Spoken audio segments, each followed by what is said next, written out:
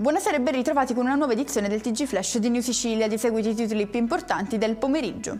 Incidente mortale a Verona, a perdere la vita è la palermitana Nicoletta Maria Ferrara, 5 mezzi coinvolti nell'impatto, a seguito del quale la donna è sbalzata fuori dall'auto, finendo sull'asfalto, inutili tentativi di rianimazione. Ci spostiamo a Vittoria nel Ragusano, dove un camion ha causato il crollo parziale di un balcone situato al primo piano di un edificio. Il conducente del mezzo non si è fermato, continuando la sua corsa. Insostenibile vivere con mio padre, è così che un 24enne di Paternò in provincia di Catania avrebbe giustificato la fuga dai domiciliari e il tentativo di rifugiarsi in un B&B. Dare una seconda possibilità ai cani randaggi, questo è l'obiettivo del comune catanese di Mascalucia, che ha lanciato la campagna Randaggiamo in modo da sensibilizzare la popolazione sull'importanza delle adozioni.